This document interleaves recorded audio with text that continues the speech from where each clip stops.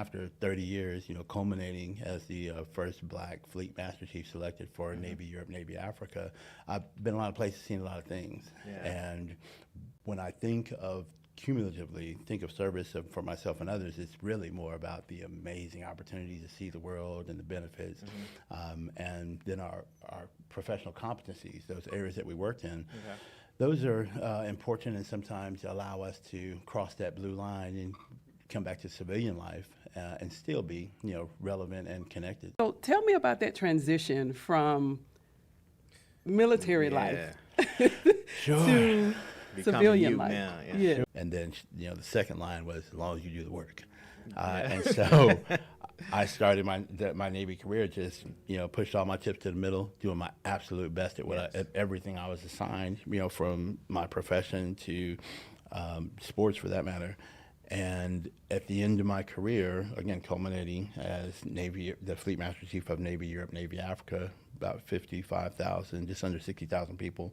And the transition was pretty tricky, but what I knew is that if I commit my works to the Lord, my thoughts will become established.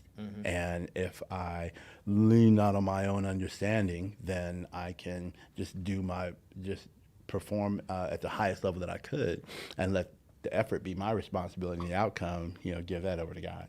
And so that's what I did. Now, I finished my career with that position I mentioned, and towards the end of that, and it's kind of tricky to explain, but I was just doing my best, and the next thing you know, someone tapped me on the shoulder. I had a guided missile destroyer, USS Mason, about 300 people, and somebody tapped me on my shoulder and said, you should apply for this aircraft carrier. So I went from 300 to 3,000, then 5,000 people. And then somebody tapped me on the shoulder and said, try this, and then another tap, try that.